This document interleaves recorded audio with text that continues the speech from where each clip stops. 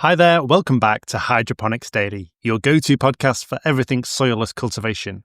I'm your host, Dr. Russell Sharp, and today I'm talking about a greenhouse that has got me green with envy. It's the greenhouse by SAIA, S-A-I-A, agro-robotics.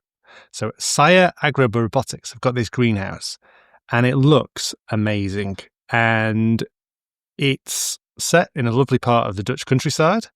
And it's a large, state-of-the-art R&D greenhouse that I would just love to own. And what makes it amazing is that the plants, it's growing tomato crop, and it's a aeroponic system. So there's no growing media. The plants aren't even in a holder. They are in sort of like a enclosed valley, so where the root system is, and then they're sprayed with fertigation solution, and almost like in a little tent. The root system, and the plants are held. Tomato vines are held on twine that goes up into the ceiling. But the really interesting part is that twine is then on a conveyor belt, and when it's time to harvest, rather than getting a picker to go in there and pick the cherry tomatoes or whatever they're growing, they move the plants to a dedicated AI-controlled robotic picker. So there's a video on the SAIA.tech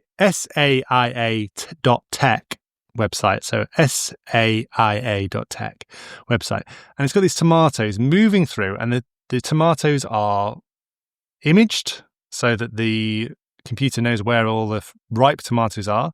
Then it goes into a machine that sort of grasps the tomato vine and then cuts them, and then the tomatoes go off for harvesting. So I've seen automated greenhouses before, deep horticulture ones in America, where there's hardly any, no one goes into the growing environment. But that's lettuce production that was for, and leafy greens. This is for tomatoes, and the whole what's so impressive is the whole tomato plant is moving through the system. And it's, apart from that, it looks like a fairly conventional tomato greenhouse. So it's not completely autonomous. But they reckon they're reducing labor inputs by, I think it's 50%. So in a tomato greenhouse, labor is very important and is one of the biggest costs, along with heating and CO2 and things like this. So it looks like they might even have a biogas generator on the site as well. They've got a big dome as well, even make it look even more scientific. There's a Vimeo video of it as well. So the Prinis Group provided the irrigation system, and then SAIA agro-robotics, they do the robots that harvest the tomatoes. So must be a lot of venture capital and investment in this, because for a company to invest so much in an R&D facility is pretty impressive. Hopefully we see this in commercial productions elsewhere. Maybe it's already in commercial productions, I'm just unaware of it.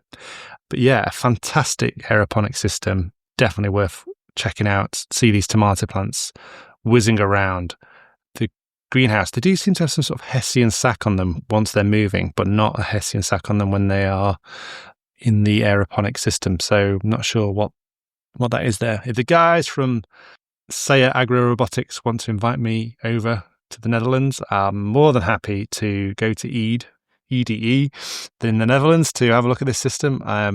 They've got some LED grow lights there, but it's mainly sunlit, and it's a fairly funky greenhouse. Yeah, very, very jealous of this greenhouse. So yeah, it looks very clean and nice and tidy, unlike my greenhouse, which is a small wooden greenhouse, which is currently full of tomatoes that are probably a bit past their best. Okay, that's been Hydroponics Daily for today. If you're interested, go to SAIA.tech and check out those images.